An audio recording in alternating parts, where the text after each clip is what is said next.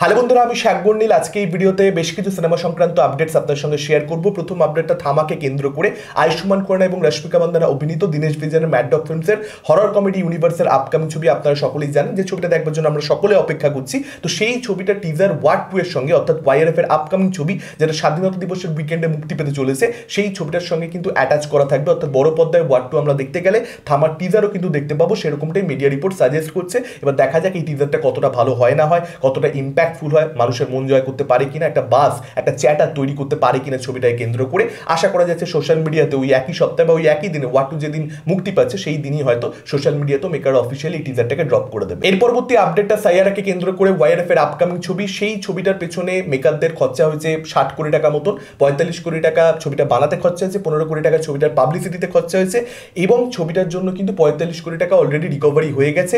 8 কোটি টাকা television rights থেকে, 25 কোটি টাকা ওটিটি রাইটস থেকে এবং 12 কোটি টাকা মিউজিক রাইটস থেকে কিন্তু এখানে টাকা উঠে গেছে। টোটাল 45 কোটি টাকা। 15 কোটি টাকা বক্স অফিস থেকে প্রডিউসার শেয়ার এলেই এখানে প্রডিউসার কিন্তু সেভ হয়ে যাবে, ব্রেক ইভেন কিন্তু এই ছবিটা পার করে ফেলবে। এবার যেরকমটা ট্রেড অ্যানালিস্টরা প্রেডিকশন দিচ্ছে যে এই ছবিটার 8 কোটি টাকা অ্যাটলিস্ট ওপেনিং লাগবে, ডবল ডিজিট ওপেনিংও চলে যেতে পারে যদি এখানে কোথাও একটা স্পট বুকিং ভালো হয়। সেক্ষেত্রে বুঝতেই পারছেন ফার্স্ট উইকেন্ডের মধ্যেই হয়তো এই প্রডিউসার শেয়ারটা কিন্তু উঠে চলে আসবে। এবার এই ছবিটাকে কেন্দ্র করে যেরকম বাস রয়েছে, আমার তো মনে হচ্ছে ছবিটা হিট ট্যাগ পেতে চলেছে। সময় বলবে সেটা হয় কি হয় না। ছবিটা আফটার ভালো হতে হবে। ট্রেলার টিজার যে লেভেলের রয়েছে, ছবি সেই লেভেলের হয়ে গেলে এই ছবিটা কিন্তু কে বলতে পারে হঠাৎ করে আপনি দেখলেন যে 100 কোটি কালেকশন করে ফেললো। হ্যাঁ, সত্যি সত্যিই কিন্তু চান্স রয়েছে। অবাক শোনাচ্ছে। নর্মালি এরকম স্টার কাস্ট নেই, তা সত্ত্বেও একটা ছবি এরকম বড় কালেকশন করবে রিলিজের আগেই বলে দেওয়া যায় না, কিন্তু এই ছবিটাকে কেন্দ্র করে যে হাইপটা সেটা কিন্তু রিয়েল। এর পরবর্তী আপডেটটা অরিজিৎ সিংকে কেন্দ্র করে, যিনি আমাদের কাছে গায়ক হিসেবে তো পরিচিত, কিন্তু তিনি কিন্তু পরিচালক হিসেবে ডেবিউ করতে চলেছেন, এরকমটাই আপডেট আসছে। একটা জঙ্গল অ্যাডভেঞ্চার ছবি এখানে অরিজিৎ সিং প্ল্যান করছেন। অরিজিৎ সিং এবং জ্যোতি সিং তারা দুজনে মিলে স্ক্রিপ্টটা লিখেছেন, এরকমটাই জানতে পারা যাচ্ছে। অনেক দিন ধরে তার পরিকল্পনা অ্যাকচুয়ালি পরিচালনায় আসবার এবং তিনি সেই কাজটা করতে চলেছেন। ছবিটা কাস্টিং স্টেজে পৌঁছবে আগামী মাসে। আগামী মাসের মধ্যে হয়তো কি কাস্টিং হচ্ছে সেটার ব্যাপারে আপডেট আসতে থাকবে একটার পর একটা। এবং এরকমটা বলা হচ্ছে যে মেকাররা এখানে খুব বড় স্টার কাস্ট প্ল্যান করছে। এটা একটা প্যান ইন্ডিয়া অডিয়েন্সের জন্য তৈরি করা বিগ বাজেট ফিল্ম হতে চলেছে।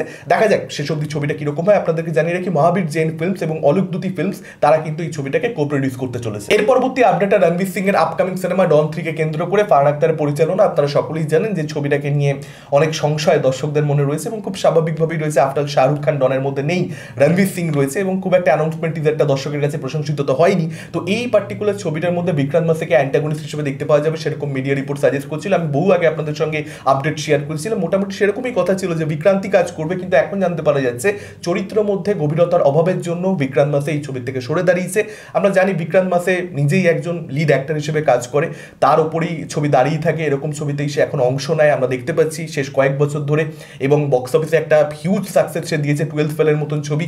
তার পরবর্তীতে ডেফিনেটলি ক্যারেক্টারের মধ্যে একটু মেটেরিয়াল তো সে চাইবে, সেটা পাচ্ছে না বলে সে সরে দাঁড়াচ্ছে, এরকমটাই মিডিয়া রিপোর্ট সাজেস্ট করছে। এবং আপনাদেরকে এটাও জানিয়ে রাখি, সম্ভবত বিজয় দেবারাকোন্ডাকে এখানে মেকাররা কিন্তু মানে রোপ করবার চেষ্টা করছে। তারা কিন্তু এখানে এই ছবিতে কাস্টিং এর চেষ্টা করছে বিজয়কে। দেখা যাক শেষ অব্দি বিজয় রাজি হয় কিনা।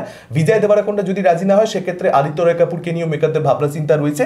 শেষ অব্দি রণবীর সিং এর বিপরীতে কাকে দেখতে পাওয়া যায়, এটা একটা দেখবার মতন ব্যাপার হবে। বিজয় দেবারাকোন্ডা কি এখন নিজের কেরিয়ারে অ্যান্টাগনিস্ট প্লে করবে?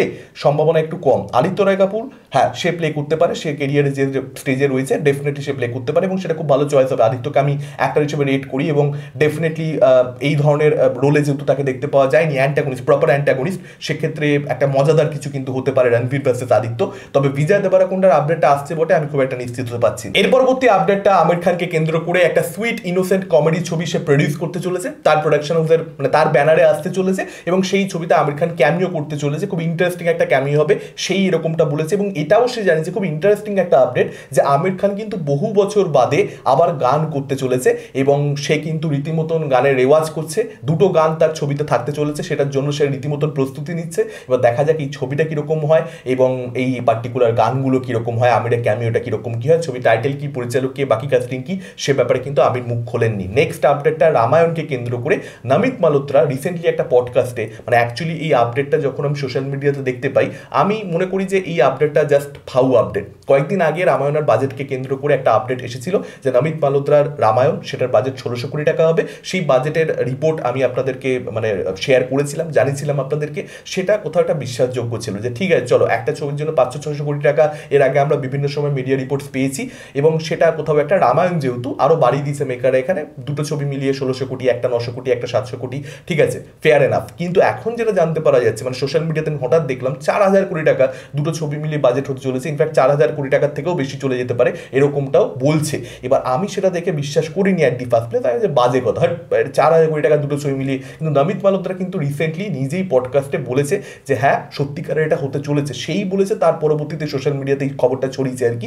সোশ্যাল মিডিয়াতে যা ছড়ায় সবসময় যে মিথ্যে ছড়ায় তা নয়। এবার এটাই দেখবার মতন ব্যাপার হবে যে সত্যিকারের কি এই খরচাটা করা হচ্ছে, নাকি নমিত মালহোত্রা জিনিসটাকে একটু বাড়িয়ে চালিয়ে বলছে। কারণ 4000 কোটি টাকা এটা ডেফিনেটলি একটা হিউজ অ্যামাউন্ট।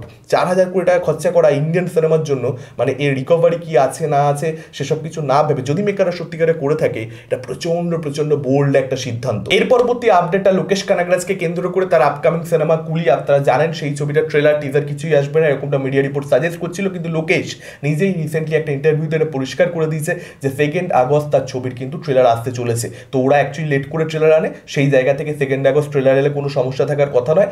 এবং ট্রেলার না আনতো সেরকম আপডেট ছিল, সেই জায়গা থেকে ট্রেলার আসছে, এটাই একটা খুশির ব্যাপার। এবং আমি সত্যিকারে হতাশ হয়েছিলাম যখন শুনেছিলাম যে ট্রেলার আসবে না, সেই হতাশা প্রকাশ করেছিলাম আপনাদের কাছে। কিন্তু এখন আমি খুশি যে হ্যাঁ কুলি ট্রেলার আফটার অল আসতে চলেছে। আর এটাও ছোট্ট করে জানিয়ে রাখি, লোকেশ কিন্তু এটা পরিষ্কার বলে দিয়েছে যে প্রচণ্ড বড় একটা বাজেটের অ্যাকশন ছবি অ্যাকচুয়ালি আমির খানের সঙ্গে সে করতে চলেছে। সুপার হিরো ফিল্ম হবে এবং হিন্দিতেই, বেসিক্যালি ওটা একটা হিন্দি ছবি হবে যেটা গ্লোবাল অডিয়েন্সের জন্য হবে। সেটাও কিন্তু সে এই পার্টিকুলার ইন্টারভিউতে জানিয়েছে। আপনাদের মতামত কি আপডেটগুলোকে কেন্দ্র করে, কোনো আপডেট নিয়ে আপনারা সবচেয়ে বেশি এক্সাইটেড, ডেফিনেটলি আপনারা সেটা আমাদের কমেন্ট করে জানাতে পারেন। এই ভিডিওটা ভালো লাগলে লাইক করতে পারেন, শেয়ার করতে পারেন। আমাদের চ্যানেল নতুন হলে চ্যানেলটাকে অবশ্যই সাবস্ক্রাইব করতে পারেন। আজকের মতন টাটা, চোখ রাখুন পরবর্তী ভিডিওতে।